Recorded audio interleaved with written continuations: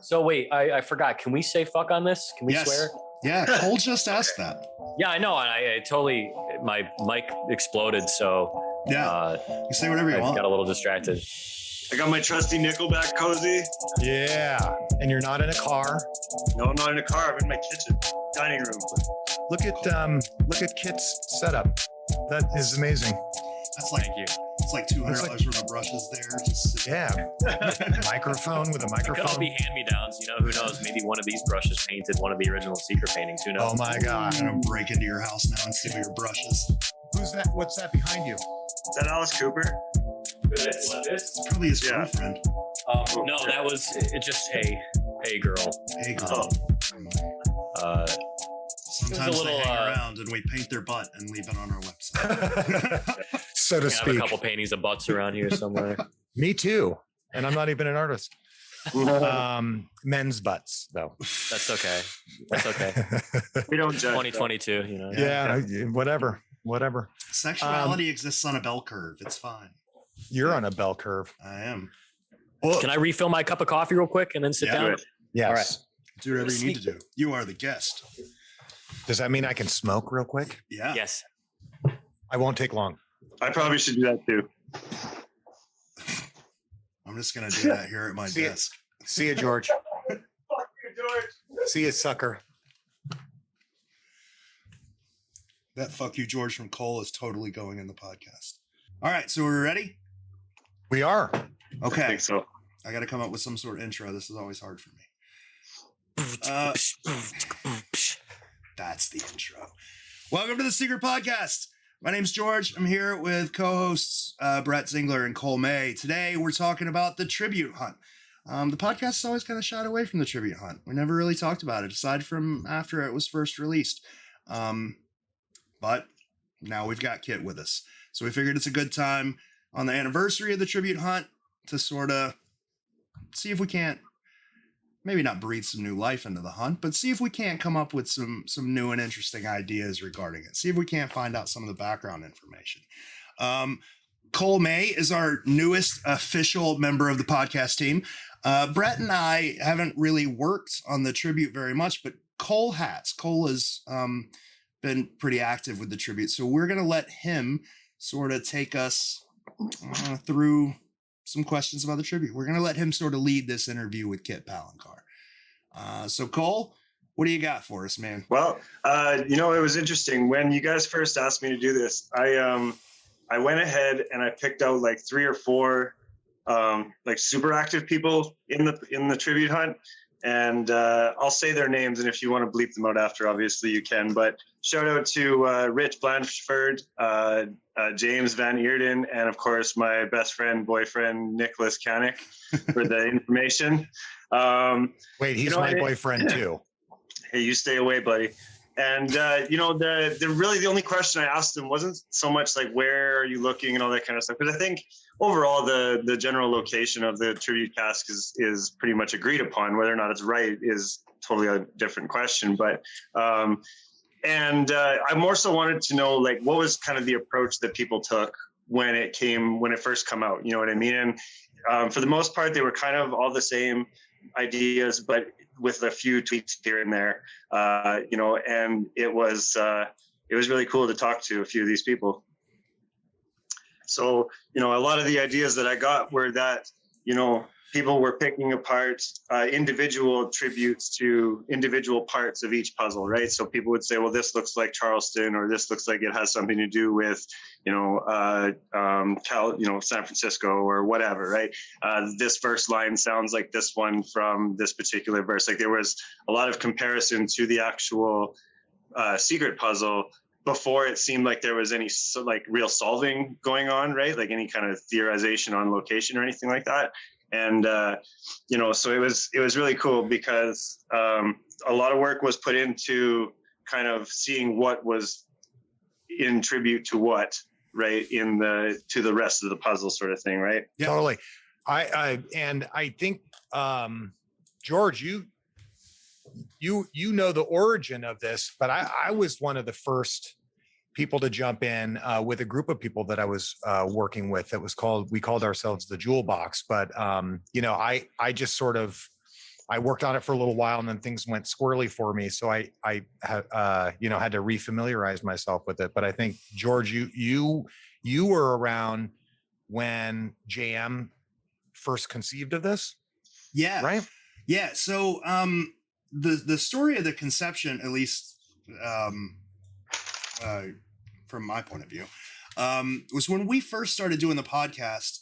We only did like 5 or 6 episodes, and we were JM and I were approached by a TV production company, and they were super interested in making a TV show. So much so that we like filmed a pilot and stuff. It was a little crazy. Embarrassing to say, but I'm a 36-year-old single father. I'm a firefighter and a treasure hunter.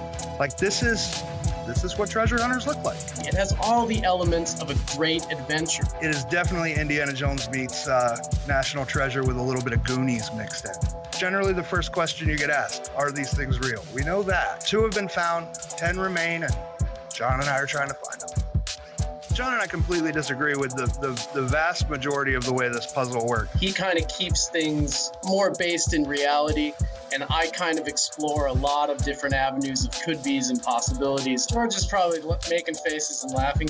That's his normal, that's his normal mode. John is the kind of person that definitely thinks that he's a good puzzle maker. John thinks that these puzzles are done very well. I do not. I think he tried to be a very good puzzle maker, but he was super bad at it. And he gave us clues that just don't hold up to the test of time. Now, maybe he didn't think it would take that long for them to solve, but it has. He gave us clues like in St. Augustine, he wants us to look over tall grass. Byron, grass gets cut occasionally. We don't know if it's grass or if that's a metaphor for something. So this is where George and I have a fun time with the puzzle. Right, but the man said grass. If you look at the Milwaukee painting, you see a man juggling some things. That painting doesn't have any latitude and longitude coordinates in it. So for a long time, nobody was actually sure exactly where that was until you look at the millstone, the walking cane, and the key and realize that's Milwaukee. Time is not on our side with this puzzle. The visual clues that we have, they go away. Trees get cut down. Parks change dimensions.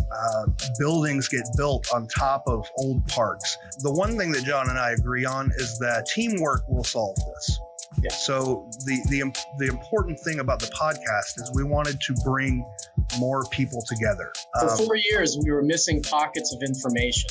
And we tried like hell to get them from wherever we could. So you can join our groups. You can talk to us. A lot of people online like to work on this puzzle, but they don't necessarily put holes in the ground.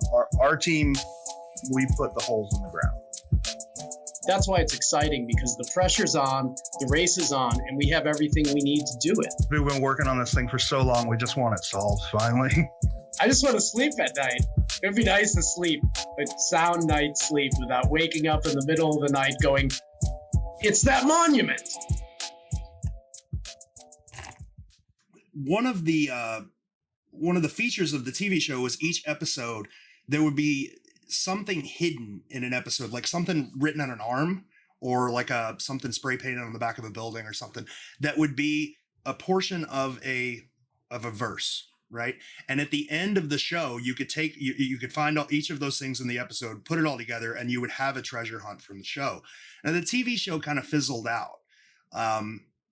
It went a long time, but it kind of fizzled out. And John just sort of took that idea and kept going forward with it. We eventually got an interview with Joe Ellen, and he presented the idea of Joe Ellen of making like a hunt that was a tribute to Byron, to the original puzzles, just something to sort of continue it forward. Joe Ellen offered to give him the cask to do it, and he sort of went from there.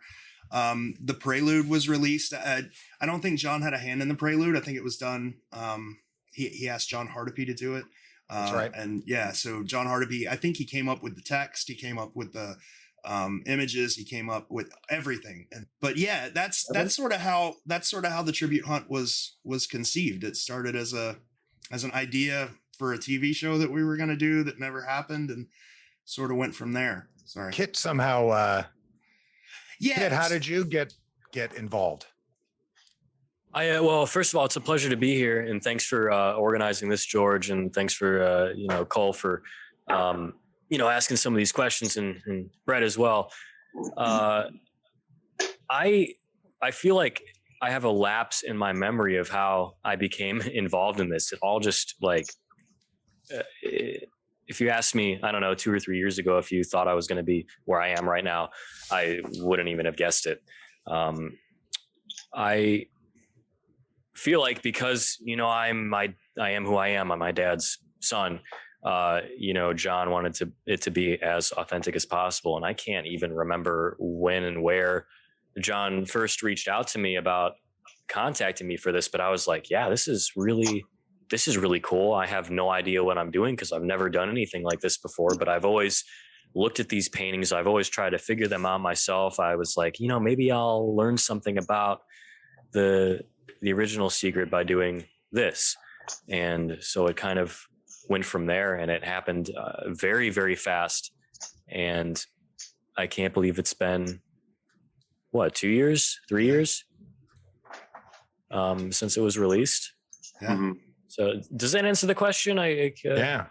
I can refresh your memory on some of that, by the way. Yeah, please do. So, Please do. John, you were the only person I ever knew John to be nervous about contacting. Like, he was super worried. When he first sent you a message about doing this, like, everybody had to proofread his message so that he worded it correctly. I know he said that you guys were friends on Facebook since you were like 14. He was like, you guys were friends forever. But you never really talked. And he was like, now that I have this cast, he's like, I want to incorporate, since I have something made by one artist from The Secret, I want to incorporate other artists. And he was like, I wonder if Kit would do it sort of as a way to be involved in something his dad was involved in, right? Sort of carry on that legacy. And it took him a long time to form that first message to you. But yeah, it was crazy. Like I said, it's the only time I've ever known him to be nervous to contact someone. Really? I can't believe he was nervous to do that. Super nervous. He was and then you get to know me, and I'm an open book about pretty much anything. I'm nervous right now looking at it. It was so weird. He was so sure he was going to blow it. He was like, it's like, I'm this old dude messaging this young artist about a project that his dad did. Like, he was so sure he was going to blow it, and he only had one chance to get it right. It was nuts. I feel like other people had talked to me about doing something, some sort of idea, or, to bring me in on something, and nothing.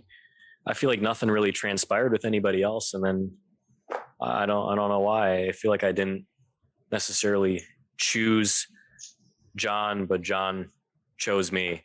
And it just happened very, very naturally. I think there wasn't any point when I felt uncomfortable or, weirded out. I had people asking me questions about The Secret that my dad worked on, and I couldn't answer, too many questions because I just didn't know, and I still don't know. And I think that's maybe how I got to know John, was through, that. And John had a way of bringing people in. John had a way of making things really interesting and really meaningful, and bringing people into him in a meaningful sort of way. Can we talk? I realize, obviously, like, when I was first forming these questions, I threw the idea of ever asking anything that would imply we want to know where anything is, because obviously you're not going to say those things. And frankly, I wouldn't want you to. So I threw that idea out entirely. But I do want to sort of talk about the creation, like the context or whatever, and the creation of the tribute hunt. From the point at which you got involved, kind of thing. Like you said, it seems like a pretty natural idea to have brought you in, as opposed to like Banksy or somebody, you know what I mean? Like, to do something like this. Like, if it wasn't you, it wouldn't have worked. It wouldn't have happened, right? So let's paint a scene here. This is 2019. JM gets a hold of you, says, we're doing this tribute to The Secret. You want to get involved. So you agree to it, and now it's time to develop image and verse and all that kind of stuff. Is that how it went, or was it, I want to do the image, like you're saying to him, I want to do the image, you do the verse. Are you able to say at all, how far your reach into the creation of the tribute went? Was it as far as just the image, or, did you have a hand in lots of the other stuff as well? That is a very terrific question. Just because it released in 2019 doesn't mean we weren't working on it months prior to that, Right. if not years. And so how the process would kind of go was, we would look at references to not only the original 12 paintings, but also to the references that were used throughout art history, different artists doing different paintings that have certain symbolism in them or are tied to certain kings from certain countries that have an influence on the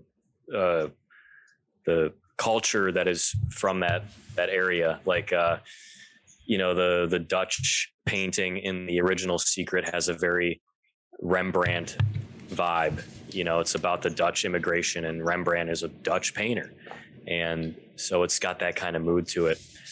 So there were certain things that were researched and looked at first. And I think it kind of started out as, I'm the artist. I do what I do.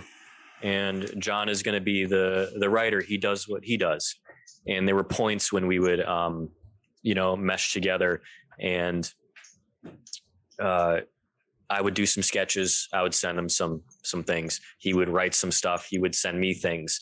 And I think there was one point when we tried telling each other what should be in each other's thing. Like, I was like, maybe I'll write a line or something and see where you go with it. And then he would give me an idea about what the painting should look like or what he wanted in the painting. At one point it was one of the original concepts for the painting was to have this wall of like mounted trophies with different pieces from either different paintings or different locations for the tribute. And I remember talking about that and showing him an idea, and I would be honest with him and say, hey, this isn't really flowing well with me, or this is straying too far from what I think it should be in terms of an artistic direction. And then John would write things and send them to me, and I don't know, everything he wrote was always so good, and he would hide certain things in what he would write. And I would be like, well, that's pretty cool. Or, hey, that's too much. Maybe we should tone that back a little bit. And he would say the same thing to me. He'd be like, that is way too obvious. Get rid of that or change it up. And there were some things that we talked about where we're like, is anybody even going to find that? Or, something like a little nick in the paint turns into this big thing that's not actually a thing. So I hope that answers your question on that. Yeah, so it's safe to say then that the creation of the verse and the creation of the image sort of were hand in hand, right? Like they influenced each other's creation to the point where eventually the final product was kind of honed down between the two, sort of thing. Yeah.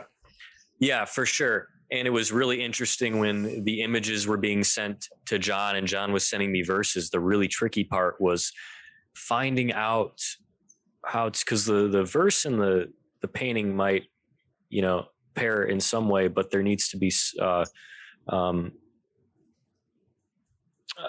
very, very subtle way of doing that. It can't be too obvious. It can't be too literal. And there are some things that just exist in the verse, and there's some things that just exist in the painting, and then there's some things that need to be meshed together in order for it to be one whole piece.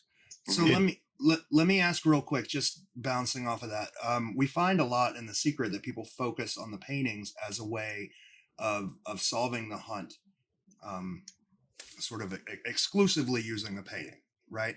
Are you having said that, does that mean that the tribute hunt is not that way. Like if I were to take the verse away from the tribute hunt and just present someone with the painting, they would not be able to find this cask.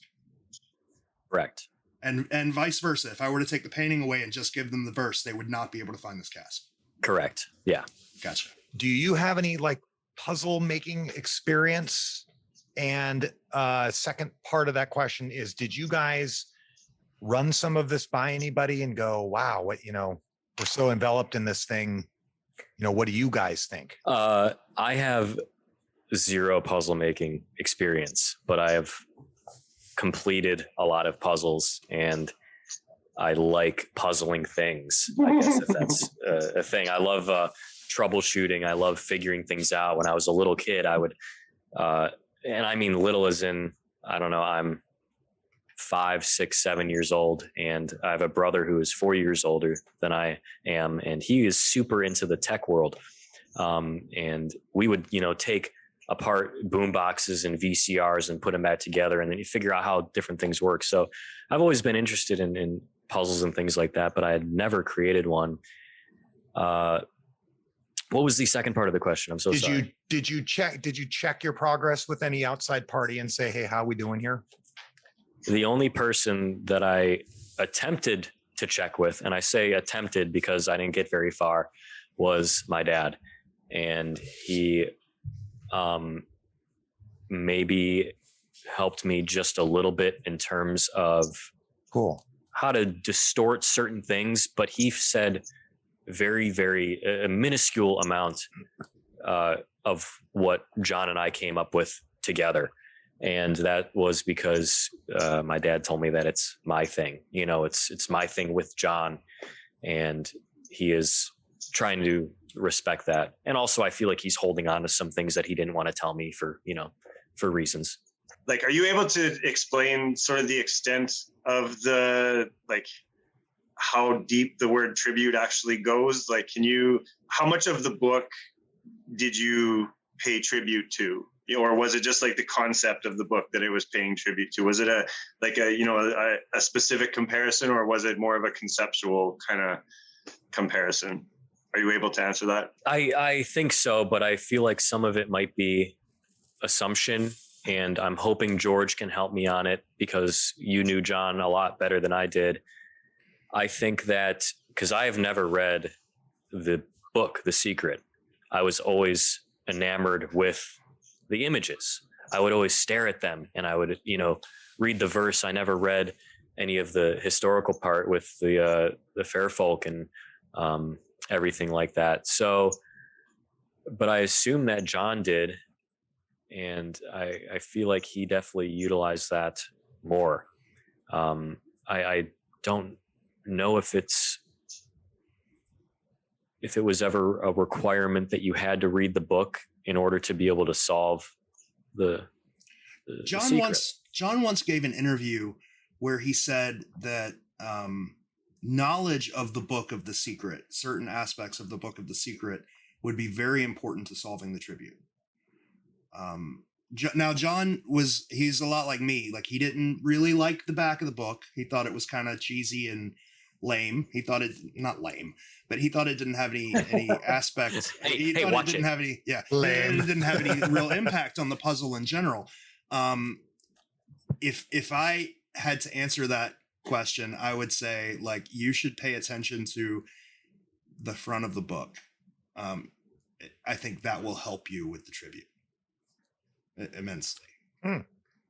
Interesting. Well, I never thought it was necessary, so I never read it. I always left that up to John. John, I feel, held my hand through a lot of this stuff that I was either completely uneducated about or I had no idea was even a thing.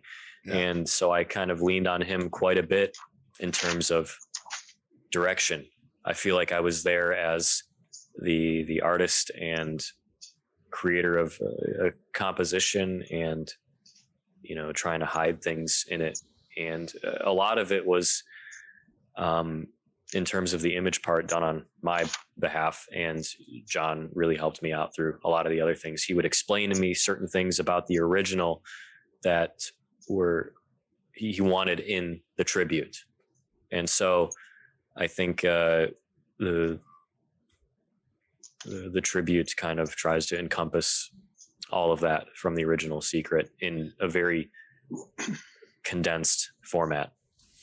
To sort of expand on something you said, a long time ago we spoke back when you were first starting the tribute painting. You said that your role in the tribute was more of a tool than anything, that you were the painter and that's what you wanted your role to be. But throughout the process, it seemed to become more personal for you. It seemed to you put yourself into it more, and it just became more personal. At what point did your feelings change from I just want to be the painter of this to I want this to be part of something I'm known for, or I want this to be a part of my legacy as a painter? I think it really changed after it came out, and to see all of these people immediately start to work together on something that John and I created, that I had some sort of hand in, some sort of role in, it was really humbling and it was extremely touching. And it just was such a good feeling to be a part of a project that, you know, especially when people would post photos of themselves out with their families, their children, you know, their parents, whatever. And you get to learn a sense of history. You get to learn something about an area that you might never even have researched before had you not known about the tribute or the Secret. And that was one of the more rewarding things. That's when it became personal. The painting was done in a relatively short time, so it's not like that it became personal when I was painting it. But it never felt like a job ever. It never felt like a commission. There was always some part of it that was from within, and then it really became personal after it came out. What was it like? And I guess if you're able to describe kind of the point of when it got there, but like when you decided you were satisfied with the image, you know, and brought it to JM for what would end up being the last time, you know, what was that kind of like? Like, was that all done in tandem? Like, did he call you one day and say, "Doug, I got the verse," and then you say, "Doug, I got the image. Like, this is crazy. Let's get together and put them together and see what we got." You know, like, was that, or did it just sort of flow organically into that, and then naturally it's just there you go? And I also have a B-side question to this, but I'll wait until you're done answering the first one. Okay, thank you, because I love questions, and sometimes I get so far ahead of myself I forget the other half of the question. That's cool. Or I go off on some tangent that is about something completely unrelated. I think I get that from my dad a little bit. The guy never stops talking. It flowed very smoothly. It was never an abrupt transition from hey, this is done, you know, put them together. It was always, we were always conversing back and forth about the verse and the painting. And I would send him in progress shots of the painting, and he'd be like, "Hey, move this around or change this." And so it was worked up until the day it was released. I took pictures of the painting while it was still wet. And then those are the pictures that were, you know, uploaded and posted. So that part happened pretty quickly, but leading up to it, it was very, very smooth, nothing abrupt. Okay, so my B-side question was, so the whole process flowed very organically to get us the tribute puzzle as we now, as key searchers, have it.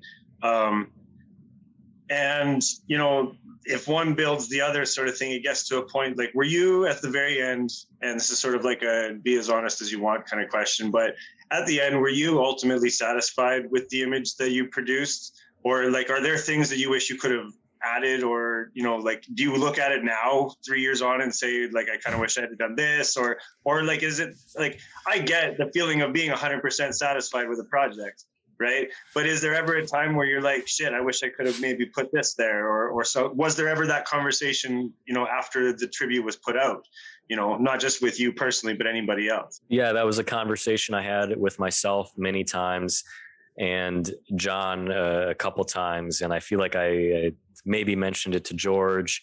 I had always wondered why my dad said the secret paintings were some of the worst paintings he had done, that he, hates looking at them, which if you didn't know that, it might surprise you too.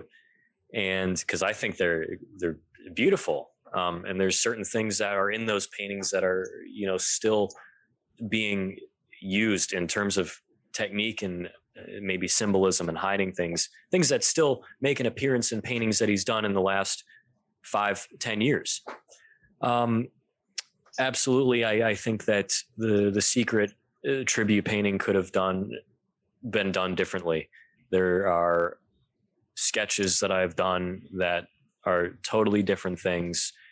And not to say that I wasn't satisfied with the secret painting, but there are a lot of things that I would have done differently. Do you mean technique wise, like in how you did it rather than what you put in there? That, and also what I put in there or what I shouldn't have put in there. And I do have plans to redo it at some point, something a little bit more true to what I think an original secret painting should be. And that's the tricky part, is thinking about how much you pull from the original 12 and how much you do on your own. And that was the really tricky part that I could have, I feel like, done better. Some of the original paintings are only, like the size of this one behind me, which is 16 by 20 or something even smaller. Like I think the Florida painting is only, or Florida painting in quotes is only, this big or something. It's really tiny. The tribute painting is 3 feet by 4 feet. It's 36 inches by 48 inches. And so scale is definitely something that I would tone down on, but it's out and that's what people are looking at. And that's what you have to roll with. So let me ask this. The painting is gorgeous on its own. I like this painting. Thank you. It's unique. You run the risk when you're doing something like this of it just being a copy, like it just being a copy of your dad's work, but this is unique. This is a Kit Palencar. It's not a copy of a John Palencar. No artist that I know of is truly happy with their work. Like, 10 years, 2 years down the road, 10 years down the road, they're always like, oh, that sucks. I should have done it better. So I'm wondering how much of your answer is that just that artists are finicky perfectionists and they can't see the beauty in their own work because they see the flaws that no one else sees. I think that's entirely true. And it's because you are always learning.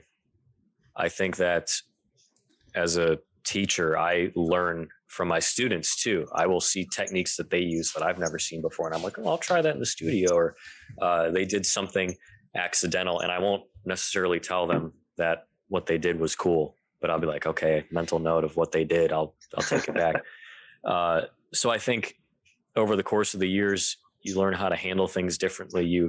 Your eyesight starts to change about what you see and what you absorb and what you observe as well, and what you find is important. And the one thing that I've really learned over the years is less is more. And that's something that my dad would, tells me all the time when I'm either he's talking about his own paintings and I'm critiquing his paintings and he's talking about design decisions and things like that. So I think that is true. And it has been a while since I, have done that painting. Yeah. And things change. I look at it differently. Why do you think it's been almost 3 years since this has been out and it hasn't been solved, or why do you think it's so? Do you think that this is a difficult puzzle? The difficulty of the puzzle is dependent entirely upon who is looking at the puzzle, if that makes any sense. I think that there are certain things that should be simplified, or certain things that are right in front of your face, but that are overlooked entirely. And that's what's really funny, is looking at some of the proposed solves and realizing that some people took the bait, and that's okay. I asked your dad a question once, and he gave an answer almost exactly what you just said. I asked him, I was like, is there anything in the secret puzzles the secret paintings that people haven't found? And he was like, yeah, there's something that's staring you right in the face that you haven't found. Is there something in the tribute that you're surprised? It's in the painting. Is there something in the painting that you're surprised people haven't found? Is there one of those it's staring you right in the face things? I need to think about what people have posted, and I think there are some things that people have missed, but I'm not going to say how many, and I'm not going to say. Please don't elaborate on that. Anything more like that. I got a couple of questions then that I can ask here. Earlier we talked about how you guys did a podcast interview after the Boston Expedition Unknown episode came out, when they did the interview with Jason Krupat and all that stuff.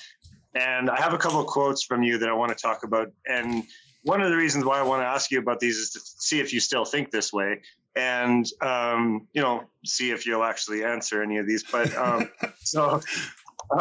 so, and this kind of leads into our discussion of symbolism in a way, because when you guys were talking about the Boston painting in that particular picture, Kit had mentioned that, and I'm going to quote you here, that it was told to you by the man, the myth, the legend, who was presumably at that point your dad, that he's told you that images, like the images are, and this is a quote, images are where it's buried and hiding in plain sight. So the picture is like, it's in there and it's in the picture. Is that sort of aesthetic, or that idea applied to the tribute at all?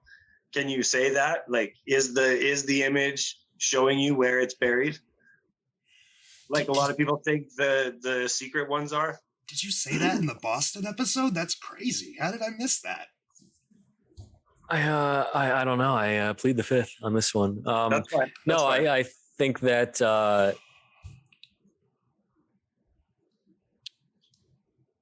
it tried not to be too obvious with the visual depictions, but I feel like you will, if you find all of the clues, you will know where you are supposed to go. Mm. I think it's like a destiny thing. Like, one thing that really is interesting to me, and this sort of applies to both the, like the secret, the tribute, and to you personally, is that, like, comparatively, and you've said this on a few different occasions, even just tonight here, but comparatively to your father, your work is, and this is not a good or bad or anything, but comparatively, your work is quite a bit more minimalist than JJP's work is, right? Three of my favorite pieces of yours are Marty, It's Your Kids, God's Thumbnail, and At the Grave.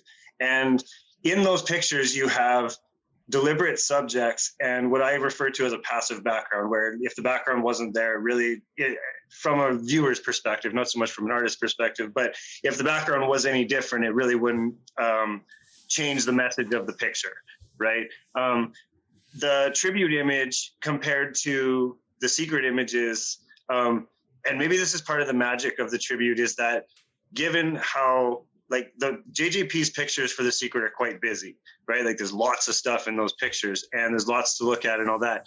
And in the tribute image, there's considerably less, right? Like, can we agree that that's the case? I would think so, in terms of, stylistically speaking. Yeah, it's right. They're simpler.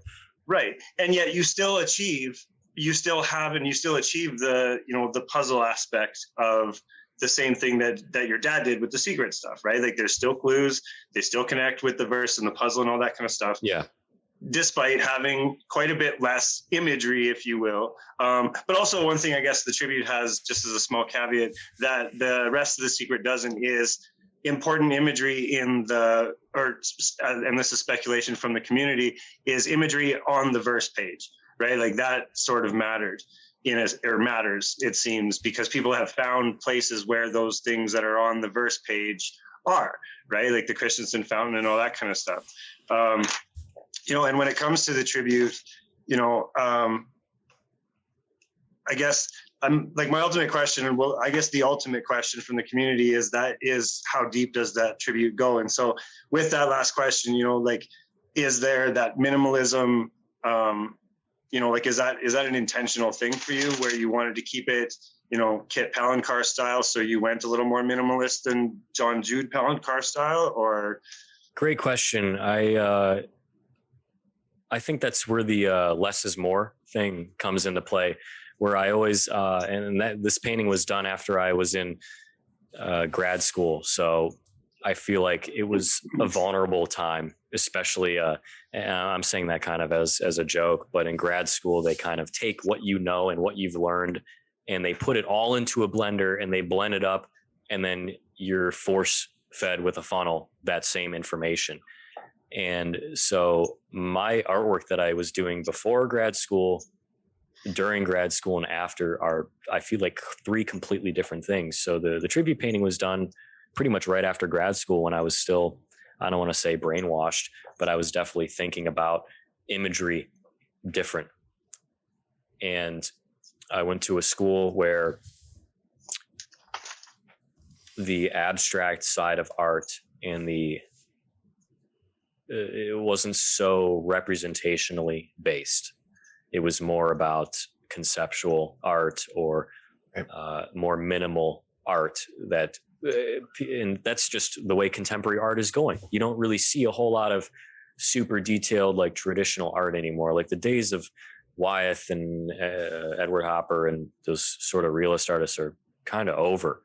And so there were some elements that were meant to be more based in representationalism and realism. And then there were some elements that were based in more of this simplified style.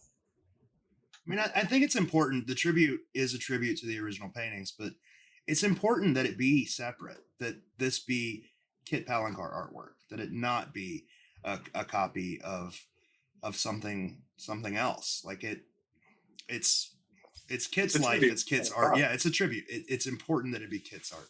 It's important that it be in his style. It's important that his message get across.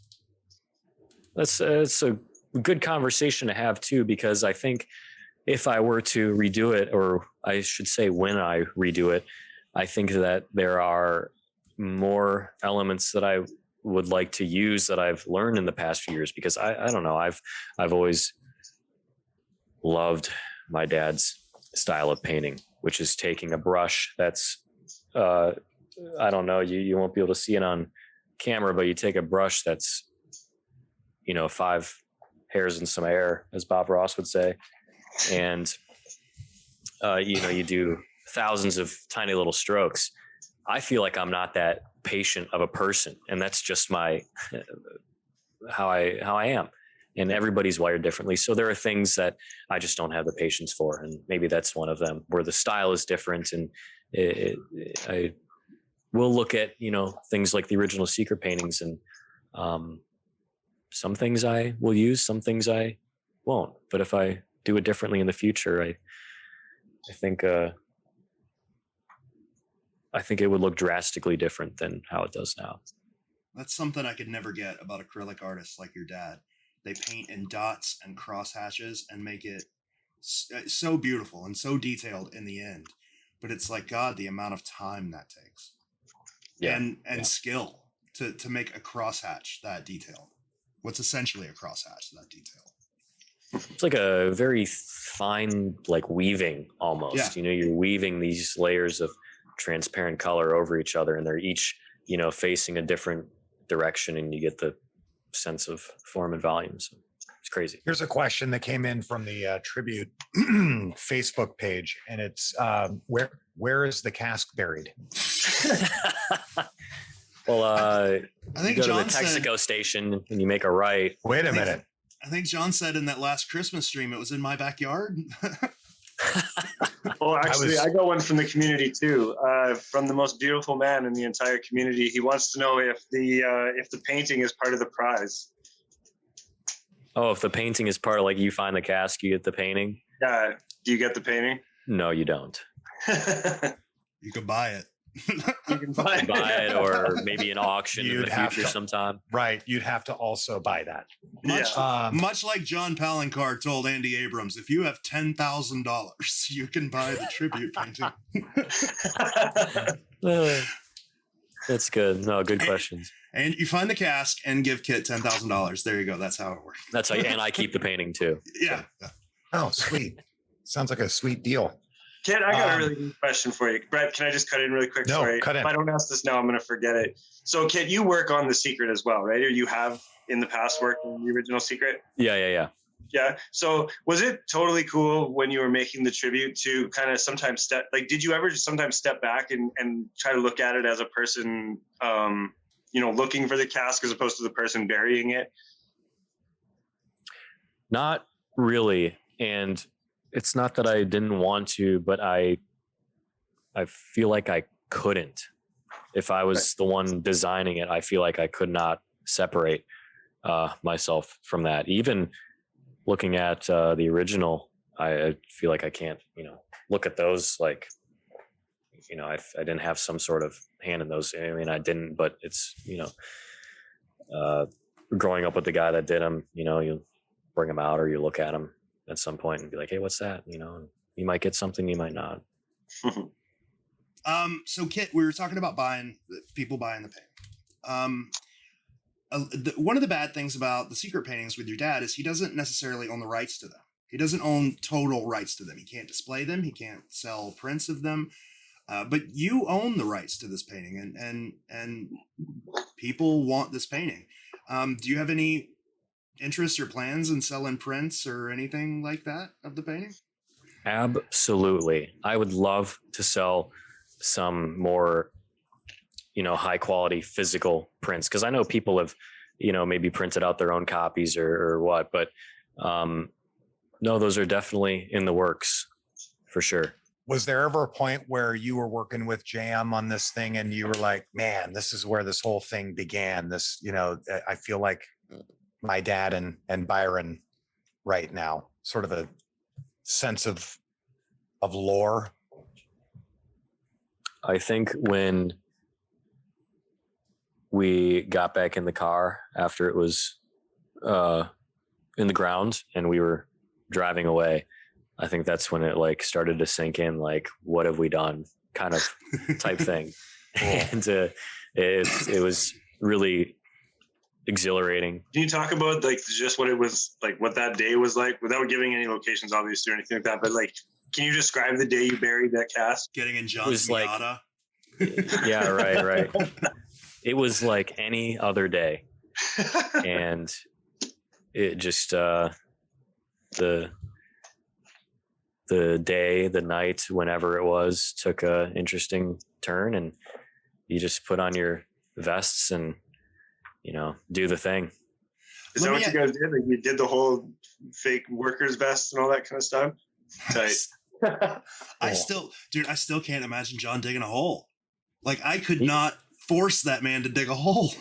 He wouldn't let me have any part in it. He did it all himself, and I was kind of watching out, making some BS conversation about how we were collecting soil samples for our graduate school project, and we had to, take them back to the classroom. And did people catch you digging that hole?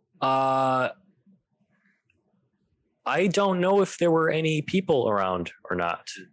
I can't. Probably better to. I can't say. Yeah. let me ask you this, just for me, thinking back, because John's obviously no longer with us. Thinking back to all of your experiences with John, not just with the tribute. When you think of John, what's your favorite memory? What comes to mind? My favorite memory with John is when he was doing the audio for a band called Firefall. Oh, I think. And so he he rented a car, and it was like a Dodge Charger or something. It was like he got like the most American muscle car you could get, and it was purple, and or it was like deep dark silver. It was some very dark color. And I remember he had come into Starbucks where I was working at the time, and I don't know if I took a break or not, but John had come in with like the lead singer of Firefall, and I had never heard Firefall before. I never listened to them before. And I remember they both order something. I think I comp some part of their order, like a drink or a sandwich or something. And the lead singer of Firefall orders a sandwich. And I get like caught up with talking to John and the singer, and I wish I knew his name. I'm so sorry if he's ever going to listen to this. And I get so caught up in talking to them that I forget about his sandwich. And it's been like 5 to 10 minutes since he ordered, and they're just trying to go. But I eventually remember, and I, apologize. I put on my customer service, smile, and then fix the problem. And it's later at night, and my now girlfriend and I go see this Firefall show. And at the end of the show, we're walking by, and they're all signing. All the band members are signing posters and CDs and stuff. And I remember I said hi to him, and that was a good show and all that. And he's like, "Hey, where's my sandwich?" Something about the sandwich I forgot earlier. And you should have brought one. I should have. But that was really funny. I think that John had introduced me to a lot of different things, and I'll always be thankful for that. He got me and George into the backstage at a Styx show. Yeah, that was awesome. Yeah. Yeah. That's pretty pretty sick. Oh, it was awesome.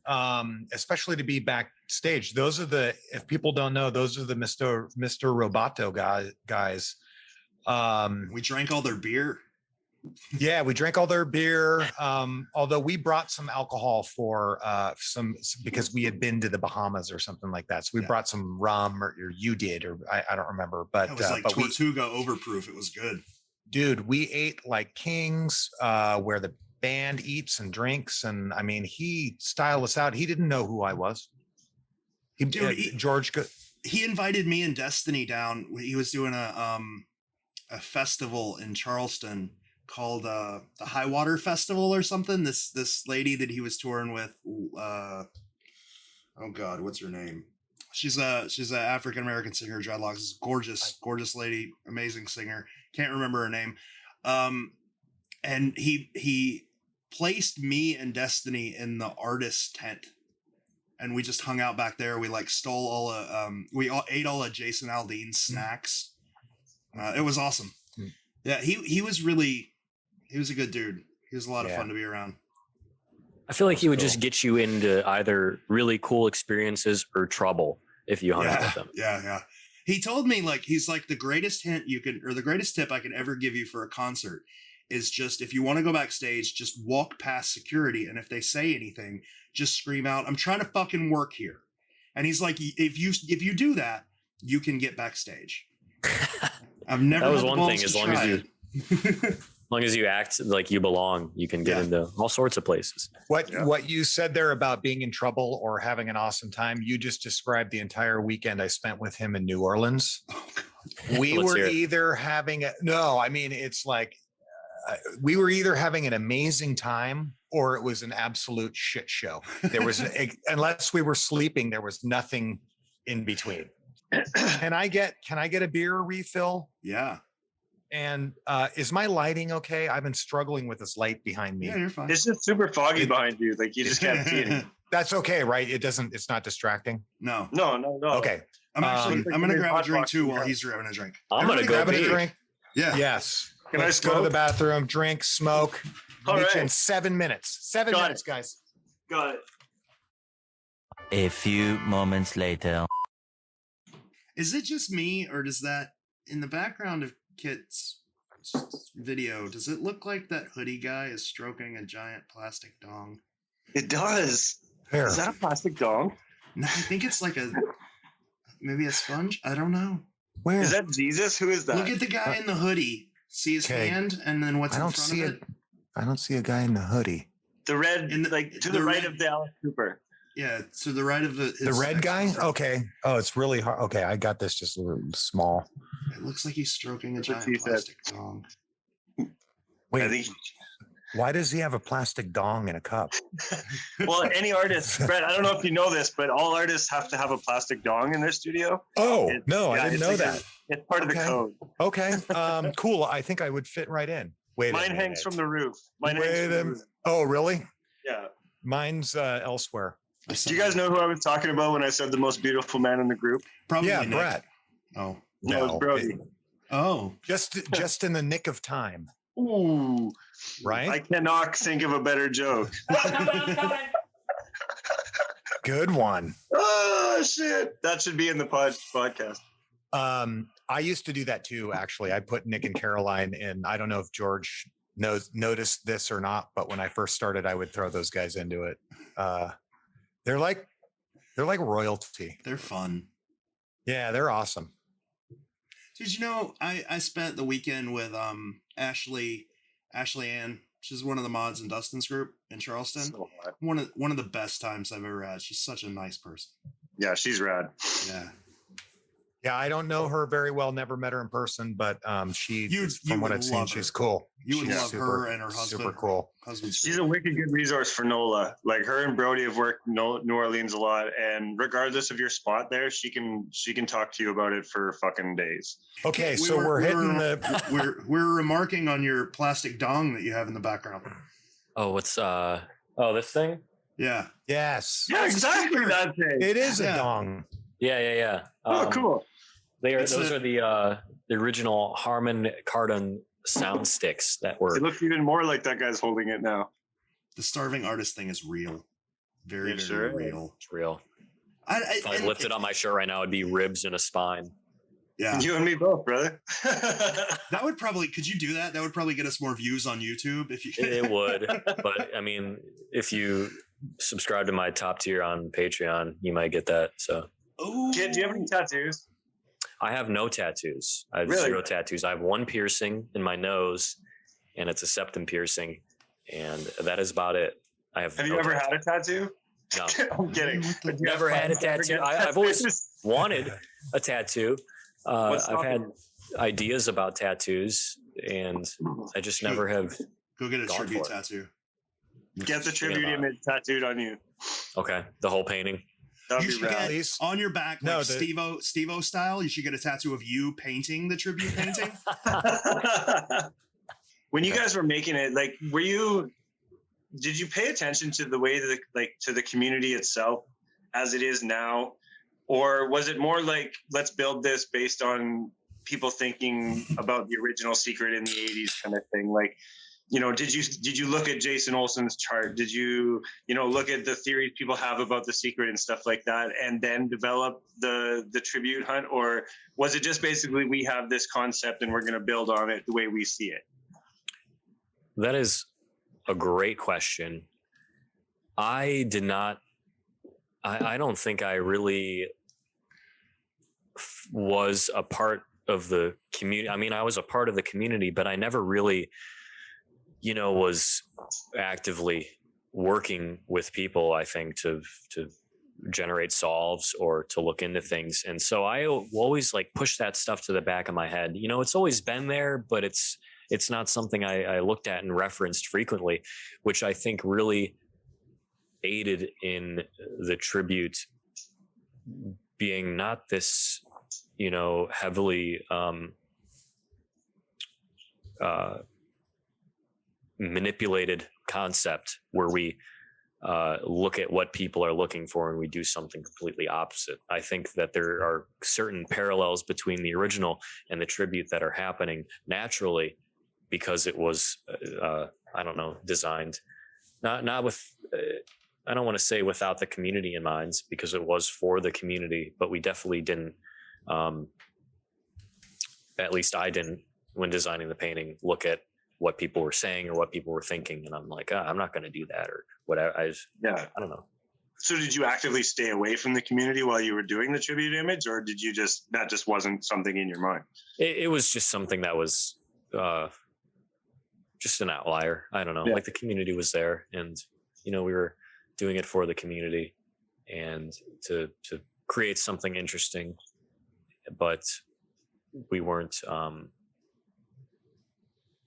like using the community in terms to generate this tribute hunt.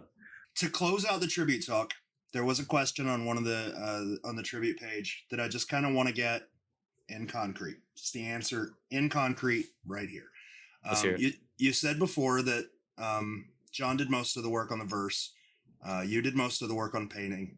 I can assume from that means you probably don't completely know how the verse works. Like you could walk up to a place and dig this cask up, I'm sure, but you don't completely know how the verse works. And I can assume that John didn't completely know how the painting worked.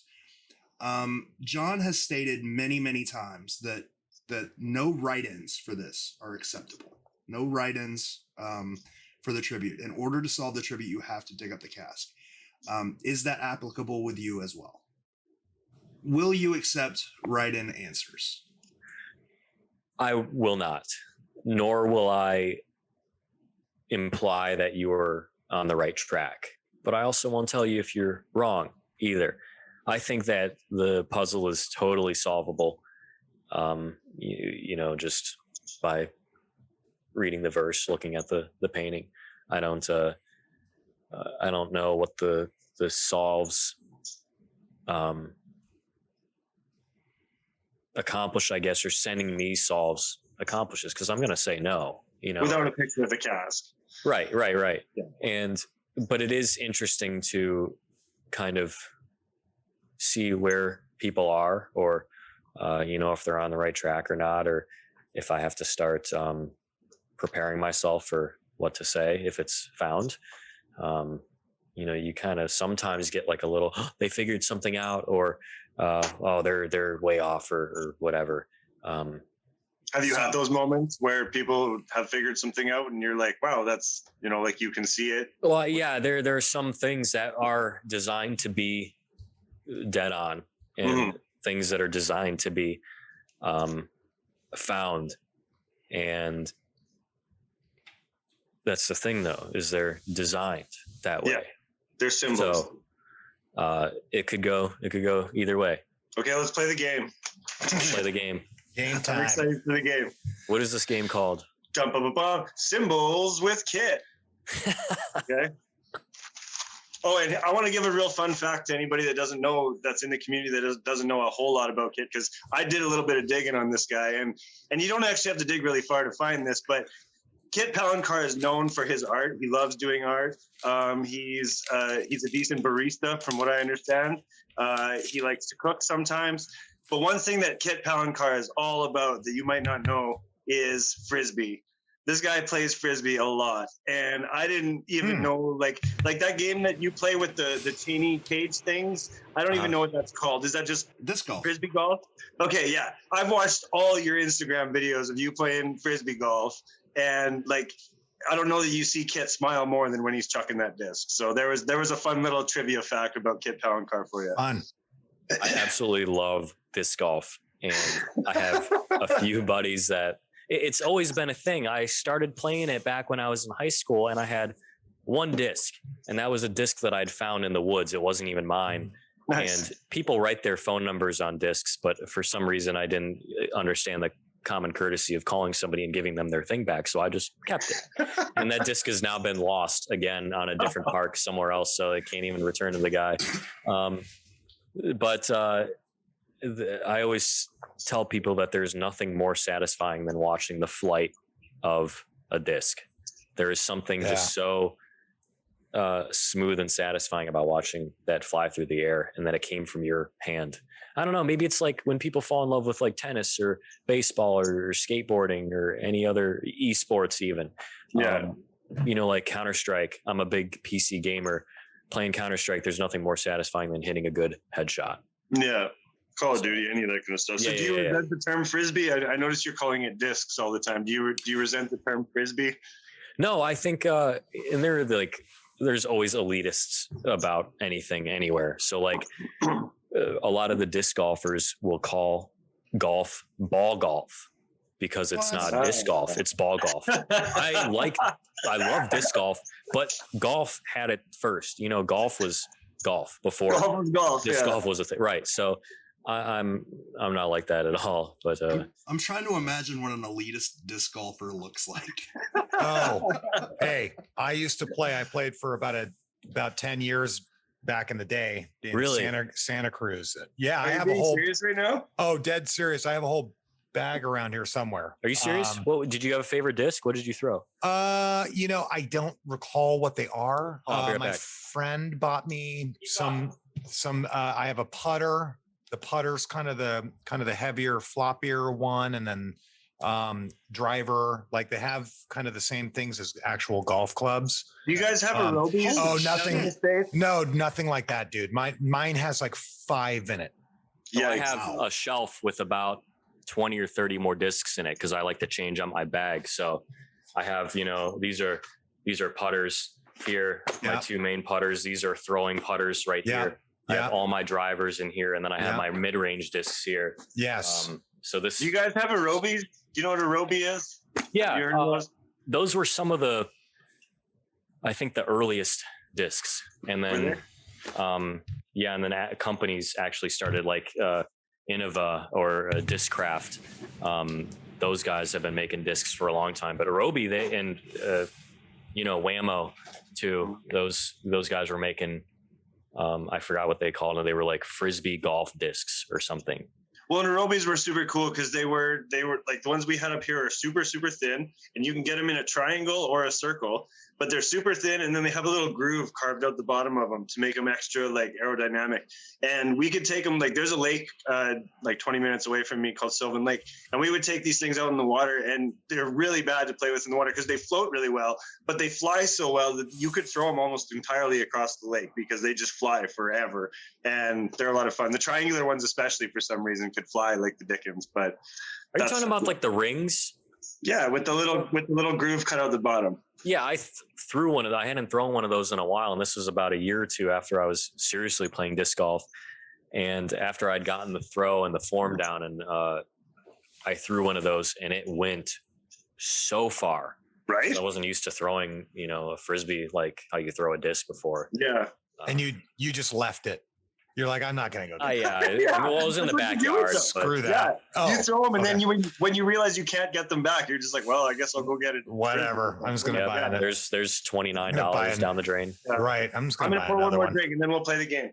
Okay. I can't even get in this conversation. I worked in Parks and Rec for a while, and I found a disc golf. Oh, that's cool. I found a disc, and now my cat eats out of the garage. Is there a phone number on it? No, it's orange though. I don't know if that helps. So what's our game, Cole? Okay, so symbols with Kit. Kit, going back to that episode about the Boston find and the conversation you guys had about it, you were talking about symbolism, and that was probably my favorite part of that particular conversation because it's talking to you as an artist, not necessarily as the son of JJP or the maker of the tribute or any of that kind of stuff. It's talking about you and your opinions as an artist. So I want to talk about some symbols. And in that conversation, you mentioned how like in, old paintings and stuff like that, if there was a lady with her hand behind her arm, it usually symbolized prostitutes, or sorry, her arm behind her head. It symbolized prostitutes or a lady who was like ready to go kind of thing. For you, dogs were a symbol of loyalty. And so the game is we're each going to give you 3 nouns, just to use the most basic term, as symbols, none of which are in the tribute image. So none of this has to do, like none of it's going to give away anything from the tribute or anything like that, hopefully. And we want to know what, if you were to put these things into a painting, what would they symbolize to you as an artist? Like what would the symbolism be of these particular things? Okay. Okay. So this is the game. You're going to show me pictures? No, we're just going to give you the words, and you can, if you were to put X into a picture, what would that thing symbolize? Okay. You dig? Okay. George, you go first. I'm gonna cheat. I'm gonna cheat and use something that you put in a lot of your paintings just because I'm curious about it. Barns. What does this mean? Yeah, what you put barns in a lot of your paintings. What does that I do. symbolize to you? The barns symbolize a this is really interesting because a lot of people don't really maybe ask the artist directly about what certain things mean, or nobody has directly asked me before.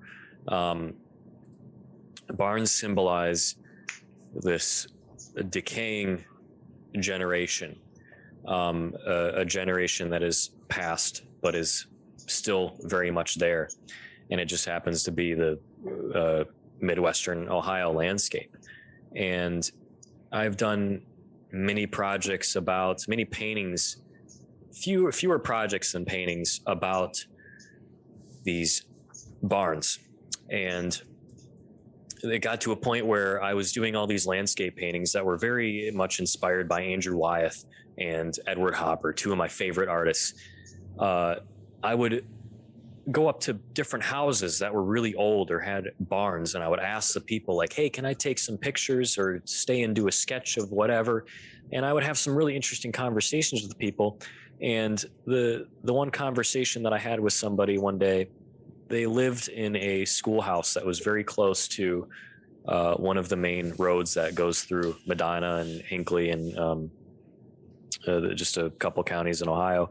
And I remember I had, because it's weird when people like knock on your door now. You know, you never get out and knock on somebody's door. Walked up and she opened the door, and I, tried to be as creepy as possible. I knock and then take like 5 steps back to let them know I was not, a complete stranger.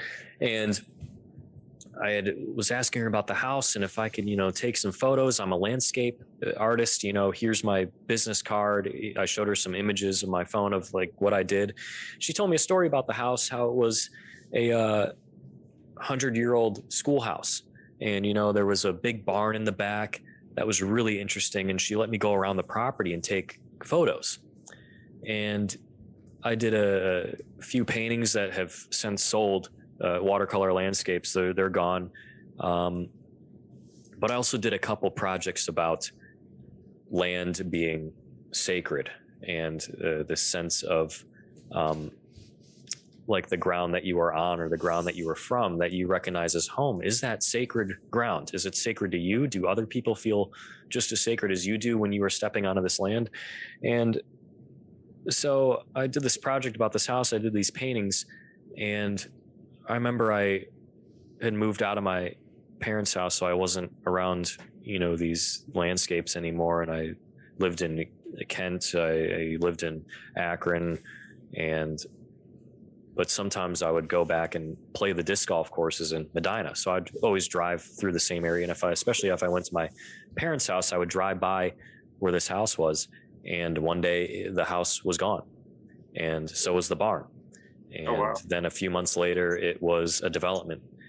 And, every house looked the same, and this has happened. Now I went down another road in Medina. This was just a couple weeks ago. And there were several barns that I have pictures of in my reference that are no longer. They've been completely demolished, torn down to make way for new highways, new developments. And so the barns symbolize this generation, the sense of nostalgia, the sense of what's there that some people might not have noticed, but they never will now. So it's like, if a tree falls in the woods, do you hear it? Well, yes and no. I'm going to pick something more mundane. A hubcap. I said stuff that's not in the tribute image. How do you know that that's true? That's very true. Why didn't you let him react? Right. It could be, a shield or something. Who knows? Gear. But what if you did put a hubcap in a painting? What would that symbolize to you? Oh man, all sorts of hubcaps are different. I've never really done an automotive painting before, but a hubcap to me would mean, I don't know, something shiny, something reflective. A hubcap could mean some sort of travel or a collectible of some sorts. I think people collect all sorts of things. I'm definitely a collector. Collect disc golf. I collect video games. I collect replica firearms, airsoft guns, stuff like that. But people collect license plates. People collect all sorts of things. So that's what it would mean to me, I think, is just a collection. Is that awesome? Awesome answer. Okay, all right. Yep. Yeah, totally. Absolutely. I'm going to give you a choice. I got two, and you just get to pick one and go with it. I want either a bicycle or an untied shoe. I'd pick the bicycle. Okay. I think that, a bicycle in a painting symbolizes a growth or a transition or almost a coming of age. I think that bicycles, everybody knows how to ride a bike. That's why there's that saying, it's like riding a bike. You can just pick it right up and learn how to do it again. And everybody starts on, a tricycle with training wheels, and then you bump up to something else, and then you keep going up until you're riding a mountain bike. And so I would, the bicycle is a really cool thing. That's another really cool subject to paint and work from. I don't know if the Rhode Island School of Design, or RISD for short, still does it, but one of their application procedures was you had to submit a drawing, or just a drawing or a painting of a bicycle. Like, how do you? Wow. So, and that's how they admit you into the program. Whoa. I don't know if they still do that or not, but you get all sorts of different bicycles that people would design, different abstract artists, different realist artists, different sculpture majors or glass artists or metalsmiths, all sorts of different. The TV show Brain Games did an experiment once where they asked people to draw bicycles from memory, and then they would try to build them and see if they actually would be functional bikes. And like 75% of the time, they absolutely could not function as a bicycle does, the way people drew them, right? Really? I feel like I could draw a bike out of my head right now and it'd function. Well, yeah, you're an artist, but these are just people on the street that they talk to. But there was an old TV show, I forgot what channel it was on. It was called Junkyard Wars, and there would be different teams of people, and they would go into the junkyard, and they would have to build a certain type of vehicle out of pieces from the junkyard. And that was really, really cool. There's a question, like a two deep artistic questions, just to get in the mind of an artist, that I've always been curious about. And I tried to ask your dad once one of them, and he absolutely wouldn't answer me. It was about his painting Ghost Punch. Do you know which one I'm talking about?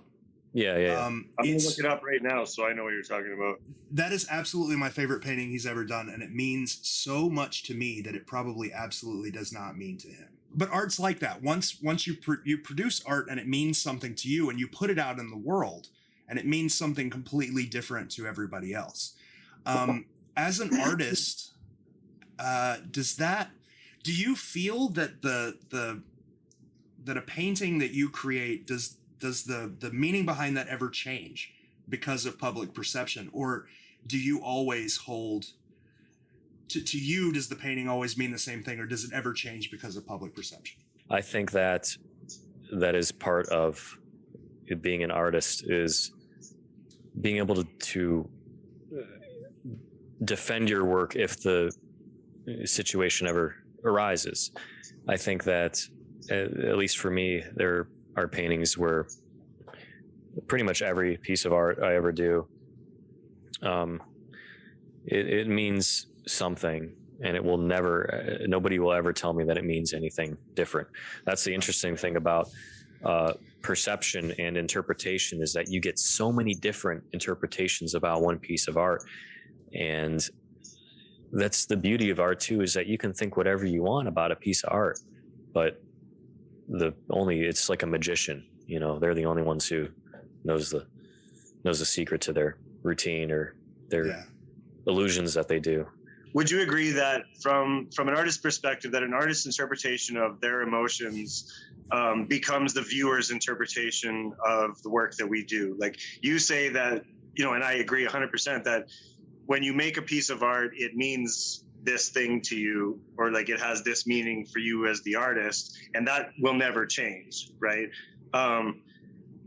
but sometimes viewers interpret things differently than the artist originally intended. Is that a result of the fact that they themselves may not be artists and can't see why you give the meaning you do to these works? Or is it also because like viewers' experiences with art is subjective in the same way that an artist's view of their own work is subjective, correct? I think it's absolutely suggestive about how a viewer interprets a piece of work versus like I don't interpret. I think any artist would interpret another artist's piece of work completely different than that artist interprets their own work. Okay. I think that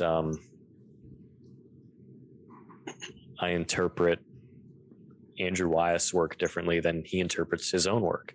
I was going to ask about Christina's world. Yeah. Yeah. There's certain things that I might not even notice that an artist put into their work, or I might be missing certain obvious symbols. For example, Ghost Punch, those little round, guys. Yeah, those are Halloween decorations that my mom hung in the very first house that I remember growing up in.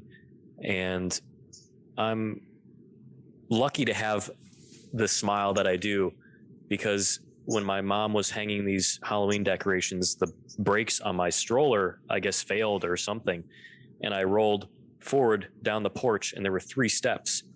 And I tipped over frontwards, and I went down 3 steps, and then my face and mouth, smashed into the sidewalk below. And I was very young. I think I was 3 or 4. And I don't know if I cried or not, but she lifted up my top lip, and my teeth were like gone, and my gums were all black and blue, and they were like, worried I wasn't going to have any front teeth. And so those little ball things are from, I think that day. They were Halloween decorations. They were little ghosts. Wow. So I don't know. I interpret that painting totally different than how you interpret it, George. You're the one that got the ghost punch. I guess that was me. Right, pushed me down the stairs. Right to the kisser. You got curb stomped by them ghosts. Art is obviously your passion, but you seem to have another passion for teaching others to create art, improving their skills and improving, not improving, but changing the way they approach art, maybe. You spent a lot of time teaching. You've taught at Canton School of the Arts. Did you teach at Akron as well? Or not Canton School of the Arts, Canton Museum, I'm sorry. Yes. And did you teach at Akron? I'm teaching at Akron right now. The world's full of people who love your art, but they can't necessarily just up and go to Akron. Do you have any plans in the future of maybe doing some like online teaching, online tutoring, anything like that?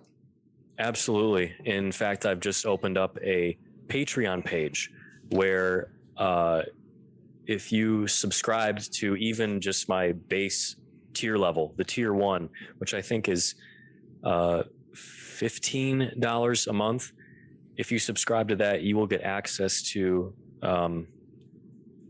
any sort of drawing or painting demonstration video that I make in my studio. And my hopes are to create lessons and workshops and tutorial videos for people who want to see the world differently. A lot of my teaching philosophy is based off of not just teaching people how to draw better or learn how to draw an eye or something, but how to see the world differently. I know that a non-artist looks at a tree differently than how I look at a tree. When I look at a tree, I think of all these different positive and negative shapes between the leaves and the branches. I think about composition. That's why I love dead trees so much. There's something about things that are dead. I don't know. I do a lot of skulls. I do a lot of dead trees, a lot of derelict barns that are falling apart. I think that they just create such interesting shapes. But you tell a person who's not an artist to look at a tree, or like some of my disc golf buddies who are not artists are like, why are you taking a picture of that tree? And I was like, well, it looks really looks cool. And so these classes that I'm going to be launching, these demonstrations, are going to be about how to see the world differently, not just how to represent it, but how to see it differently. So that's something that's going to be coming very soon. But they're not just like static classes; they're interactive, right? People will be able to interact with you during these. Well, there are some that are going to be pre-recorded videos where it's a demonstration about. One of the first videos that I'm going to launch is going to be about line and how simple a line can be and how effective a line can be and how to handle line and how to draw with just line. And those are going to be pre-recorded and posted. But there can always be discussions had. I think I can have like a comment section or a blog. And then the next tier up on my Patreon, you will get access to a weekly stream where I don't know what day, I haven't decided that yet. But let's say every Friday night I stream from 8 p.m. to 10 p.m. That is something that you can join and watch me paint. You can have a discussion with me. You can type in the chat. You can ask me all sorts of questions about, hey, how do you do this? Or why are you doing that? Or what are you working on today? Or, hey, what's this weird rash on my belly? And we'll have a nice conversation about anything. So, but not the tribute, right? What was that? But not the tribute. I don't know. I'm not putting any rules on anything. I don't want it to be just talk about, the tribute or the secret. And I hope that people realize that too. Because generally when you go into streams like this, it's not focused on art. There's a lot of just bullshitting with people. There's a lot of just conversation, which is the fun part of these streams. Like, it's not just, this is how you paint a flower. Like, it's a lot of just having a conversation with Kit. There are a lot of videos that I've been watching online of people who have done video demonstrations and different classes, and they are so boring. Like, there's either like no talking or there's no energy behind it. And so I'm hoping to do something completely opposite of that. Yes, I have a request for Kit for one of your classes. Can you do a class on painting with white watercolor? There is no such thing as white watercolor. There kind of is, but there kind of isn't. Very light gray. Yeah. There is that's a really interesting thing to talk about is I don't, it's like a lot of people don't believe in like using black in paintings or something like that. Right. I don't believe in using white watercolor. It depends on, I guess, the mood or what the painting is, but I think that being able to think about the white of the paper as the white paint is a lot more rewarding. It shows a lot more confidence. It shows a lot more knowledge in what you're doing when you're applying the watercolor. You have to think about layering it up. You have to think about, okay, this is going to be the white of the paper. I need to not put any paint here or watch my washes, watch any splattering. Because the watercolor is kind of like a stain. Like, if you ever notice when you do a drawing, do watercolor over top of that, you can still erase your pencil drawing because it stains the paper more than actually putting something over top of something else. So you're a big negative space guy. Yeah. Oh, yeah. So this is why we have to sign up for your Patreon, is to hear about all sorts of stuff like this. Because I will sign up. I will sign up.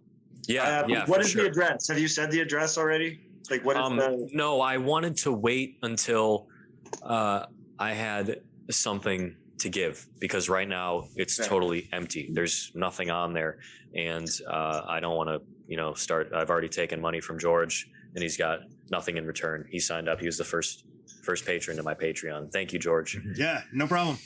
So I want to wait until I can get something posted on there before I release it. Yeah, and we'll post it in the comments below the video or in the description, and it'll be around. Let's say we've talked about it like it's for artists, but non-artists or beginner artists would get a lot out of this too, right? Like, when I sat in on one of your classes in Canton, and it was very beginner high school artists. You were teaching them about how to properly use shadows. So I'm assuming that either non-artists or beginner artists would be able to get a lot out of this as well, in addition to just having conversations with Kit. Yeah, absolutely. I mean, a lot of my instruction and years spent teaching, I've taught it now 3 different colleges and 1 museum. I've done little one-off classes before for different groups, different student groups. I've done like a wine and sip and paint kind of type thing.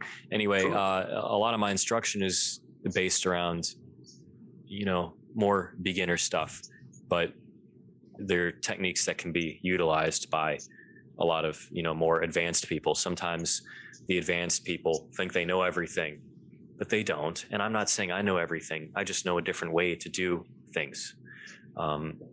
So it's like the movie, I don't know if we're going to get copyrighted here, but Ratatouille, when the guy says anyone can cook in that heavy, thick Italian accent. I say the same thing about drawing. I think anybody can draw. You just have to free your mind, like the Matrix, when Morpheus tells Neo to free his mind.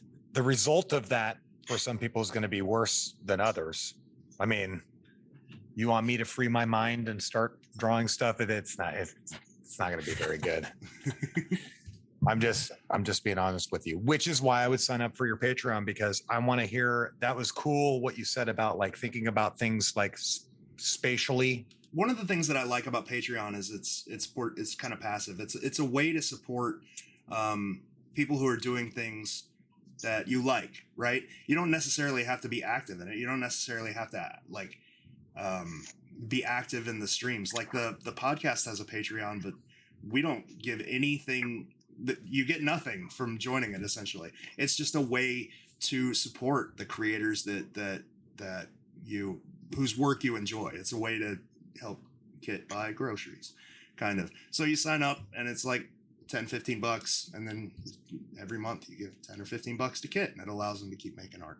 Yeah, it pays for supplies. It pays for new canvas, brushes, gas to continue teaching at colleges and universities, and it's just a way to support me. Also, if you let's say you don't want to buy a painting or a drawing or something, this is another way to support me in my art, and you get something out of it too. You get a lecture, you get a class, you get a demonstration, you get to hang out with me on a stream.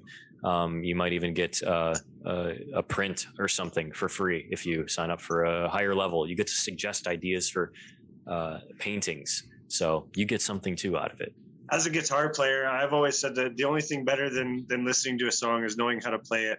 And I think that applying that to what Kit's doing, like the only thing better than knowing how to, or like then seeing art by artists that you love, is knowing how they do it, right? And if somebody can go to these or watch these classes and support Kit and learn, and walk away being a better artist in some way, shape, or form, that's exactly the same thing. You know what I mean? Like it's learning how to be better by people that have been there, right?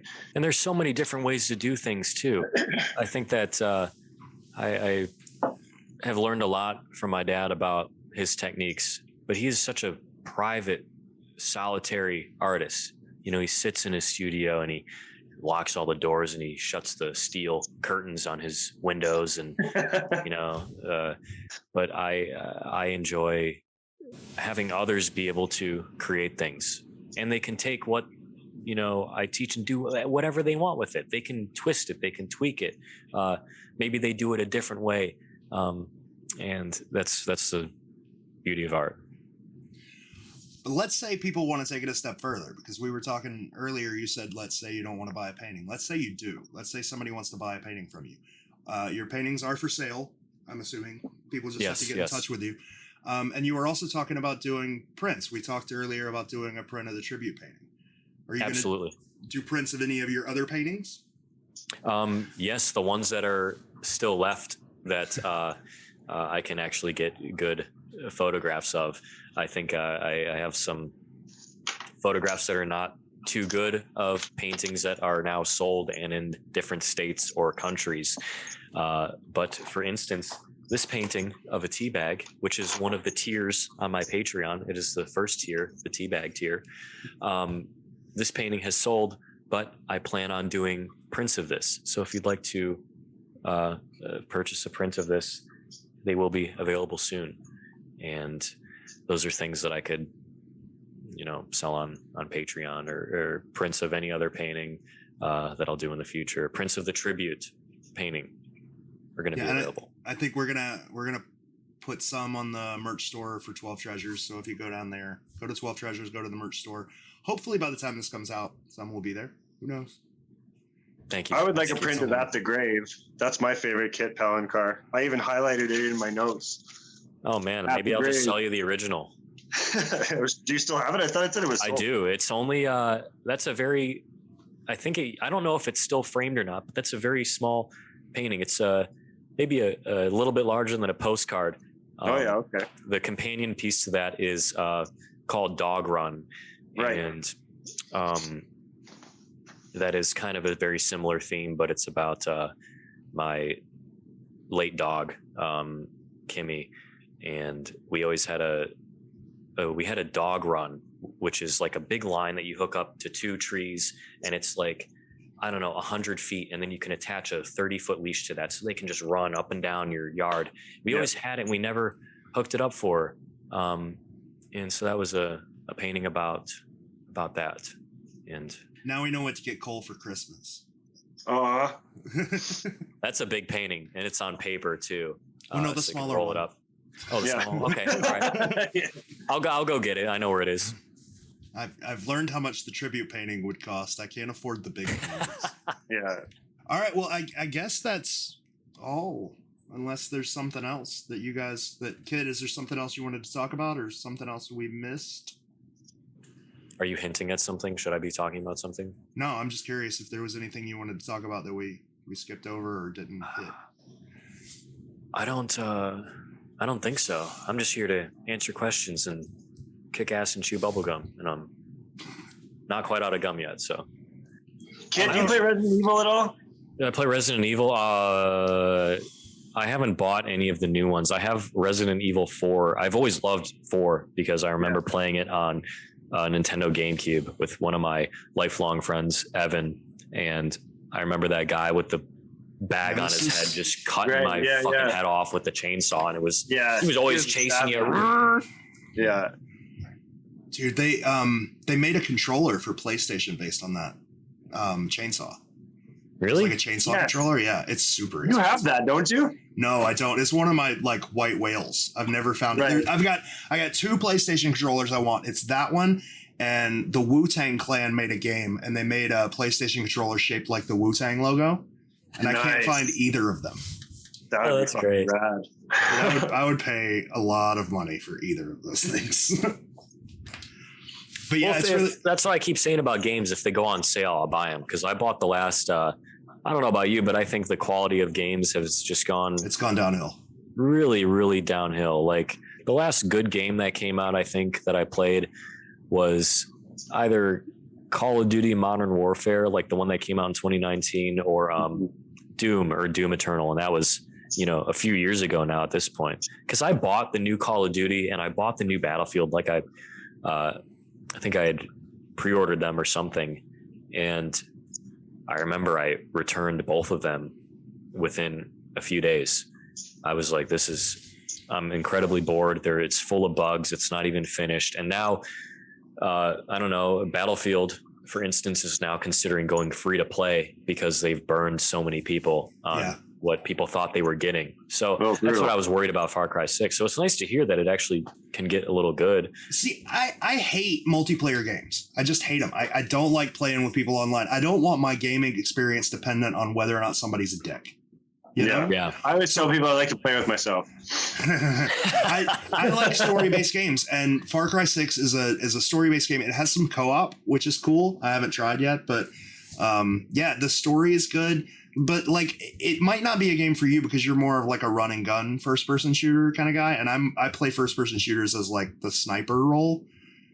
There are different games where the run and gun game, like first person shooters, to me, there are some that really push for like this competitive like PUBG gameplay. Well, PUBG is still a little arcadey to me. I'm when I think of like competitive first person shooters, I think of Counter-Strike and Call of Duty, like these 5v5, 6v6 head-to-head games where there's an objective and you're working with really smart people on your team and really smart people, and it's just a game of who can outsmart and who can manipulate who around the map differently and get the upper hand. And then there are games that I play like Far Cry 2. If you've never played Far Cry 2, I will send you a masterpiece. No, yeah, I've got it. I'll send you an EXE file because I turned off the music in that game and I just like, and I play Far Cry 2 and I get into this, like, I immerse myself with this African landscape, and you'll hear like gazelles like chirping off in the distance, and you can hear the wind going through the trees. And so there are games that I can play like Far Cry, Crysis, these open world games where you just Fallout. You know, I love Fallout 3. Oh, dude, I'm a huge Fallout fan. Yeah, you just get so enveloped in exploration, and so there's some times when I really am craving that, like, I'm going to get really pissed when I play a first person. And then there's the times when I really just want to relax and, you know, disappear to another world for a little bit where, you know, there's a lot going on. I'm working like 3 jobs right now, about to start 4. And sometimes I need a break from life. Yeah. Neither do I. That's why I'm trying to get rid of the one job and just teach and have, you know, Patreon. So hopefully it works. I hope so too. And I hope to. I can't wait to sign up. I pay into 2 Patreons right now. One is for the Pacific Northwest Stories podcast, and the other is the Satanic Temple. Lucian Greaves has a Patreon, and I pay into that because I like listening to him talk. Nice. But if you have a Patreon, like I that's why I was asking the link earlier, is because if it's there, I'll start paying in. I'll send it to you. Yeah, please do. And I'll start buying in and whatever, but I pay into one Patreon currently. Yeah, I want to talk to Kit. Like, if you look in the community, a lot of people want to talk to Kit Palencar because they want to know answers to the tribute, right? I've seen the tribute stuff, and I've seen now also what Kit Palencar does as an artist, and that's the stuff I want to get into, right? Like, when I first got into watercolor, my wife bought me, for my very first Father's Day, she bought me a set of really high-end watercolor tools, right? Paints, brushes, things like that, and paper. Like, that was the one thing that I didn't really ever put much credence into, was the kind of paper you're painting on, right? But it's incredible difference in oh, paper. Fuck, man, it's massive. Like, what I use right now is, I think it's just mixed medium paper, but it's basically watercolor that you can just pencil on, kind of thing, right? Like, it's still very porous and what have you. But, you know, what's shocking to me about learning how to watercolor paint was actually how easy it was in comparison to how easy I thought it would be, right? Like, I didn't think it was going to be easy at all. But then once you really start to look at like blending and the amount of water you're using and like dry brush, I've gotten so big into dry brush watercolor painting. Like, all my backgrounds in my original art is just dry brush painting, right? And, you know, those sort of things are really, really fun. So I want to learn more techniques from other artists, right? And that's a great way to do it. Watercolor was one of the first things that I learned. And God, I don't know where it is. I feel like there was some sort of talk about seeing my first watercolor painting. Oh shit, that was a question somebody wanted me to ask and I forgot. Fuck. I just thought about that now. I think it's... Well, let's do it and record a little extra bit that you can put on. I don't know that I can. I can record in OBS. All right. I'm recording in OBS. What does that stand for? I don't know where... OBS, Open Broadcast Software. Oh. Where do I put it? Shit, and there was a trivia question I wanted to ask, but I just thought of it now. I got a super depressing question I want to ask Kit. It's very depressing. Kit, I have an image question that I wanted to ask during the thing, but forgot to. Get off the depressing part. do you have a favorite part of the tribute image? Like, is there something in there that you look at and you're just like, God damn, that's fucking rad. You know what I mean? Like, It's probably just gonna be like, yes, I can't tell you what it is. that's fine. I just want to know if you have things like that, or is it just like an overall, I dig this picture? I don't know where that fucking painting is. I gotta go out in the other room and look for it, or something. Hey, Kelly. Kelly's like, you still talking to your nerd friends? Yeah. I think she's my favorite part of the tribute painting. What? She was the model for it. So, That's cute. yeah. We don't have to tell anyone that. No, that's okay. But you know, I like how ambiguous people's interpretations are of, you know, people think it's like an American Indian, you know, or the face is a little bit different. There's certain things that are, you know, distorted that, you know, maybe reference something else. Mm-hmm. Well, like when Dustin's thing, he had those pictures of the painting, like progress pictures of the painting, and somebody had noticed that there was like you had painted over top of something, I think on the final board or something like that, and you had mentioned in the comments, you're like, yeah, that was like an old piece of like canvas or something I had drawn on, and I'm just painting over top of it. But somebody wanted to make that into a clue, essentially. Yeah, that was kind of funny. That the original piece of art that was done, I was experimenting with wood panels and using graphite powder, and I would take ebony pencils because they're super soft, Mm-hmm. and I would grind them down on sandpaper to get a bunch of dust. And you could buy graphite powder in like a jar, but it was like incredibly expensive and super rare. I couldn't find it anywhere. So I would grind these pencils down on sandpaper, and I would take a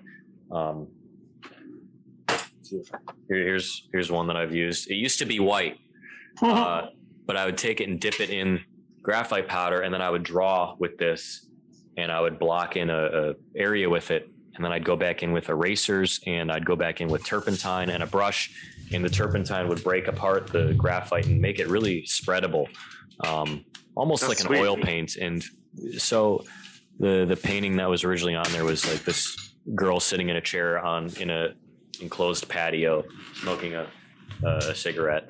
And That's cool. I So you basically collaged. were painting with pencil. Yeah. Next time I have an art question, I'm just going to ask you instead of trying to ask your dad, because I tried to ask your dad. I was doing this drawing, and I tried to ask your dad how to do essentially what you just said. I had to fill an entire page full of graphite quickly without just like scribbling on the page and then blending it all out. And he was like, I don't know, I can't help you. He's like, sometimes maybe just powder graphite, whatever. I did this. I did that like forever ago. And I was like, I can't figure out how to, I was like, I don't know how to do it without ruining my pencils. And he was like, Well, I'll tell you a story. So there was a drawing that I did of my hand, and it's pretty much, the drawing just looks like this. It's my hand like this, and it's cropped right here like this. And I wanted the hand to be very detailed. So I spent a lot of time on the hand, but the thing that consumed the most amount of time, this drawing took about 12 hours to do. The thing that consumed about 7 or 8 of the hours was meticulously using an ebony pencil to color the entire background in black.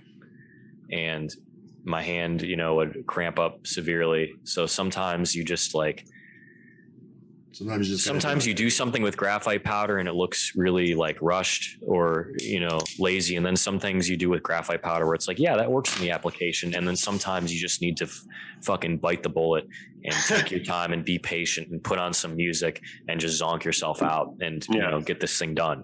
Yeah. So, but that's not me, man. Anything that I do doesn't take more than a couple hours. Like I don't have the patience for it. I almost do speed drawing. It's weird. So I think my dad, when he does, he'll do sketches for an illustration, and the sketches look completely different from what he sends to the publisher or whoever is commissioning this piece of art for an illustration. So I think he will either photograph or scan his images in and then edit them in Photoshop. He'll inverse certain colors. So that way, you know, if you ever see one of his drawings and there's a big gray area in the background, well, he might have pulled it into Photoshop and inversed it or colored it in gray or something, and then edited the photo. And then that's what he sends off to people. That's so cool. Gentlemen, I gotta disappear. Okay, I'll go ahead and All right. end everything, and Kit, let you get back to your girlfriend and stuff. Thanks, man, Okay. for coming on. I'll get this Yeah, no edited. problem. I'll get this edited this week sometime, and I'll get it sent to you just to make sure there's nothing in it that you don't want in there. And then, like I said, we'll throw it out on the 14th. Wow, that's fucking insane, dude. I did never like expected any of this, and I never have expected any of these podcasts or talks with anybody. It's insanely humbling, and to be able to talk with you guys about this kind of stuff. And Brett and Cole, thanks, and George, thank you for asking all these questions and shit about process, about art, about the tribute, about the secret, how little I know about it. And I really appreciate you guys for everything that you do. Even just like looking or hunting for the tribute is all the support I need. Hey man, as a key searcher, I think I speak for a lot of people when I say thanks for coming out and doing this very thing. Like, you know, JM's not around to be with you to do it, you know, and so I imagine it probably was a little bit tricky to come out and talk about it with us. And like, obviously, if this part doesn't belong in the podcast, don't put it there. I'm just speaking from the people that I've spoken to and stuff like that. And, you know, a lot of people are really fucking excited about this conversation we just had. So, you know, thank you. I just want to say thanks as an artist for coming out and being willing to talk about your processes and stuff like that and just your experiences. Yeah, you're welcome. Hey, toast to John too. Thank you, John. Cheers to John. Fuck yeah.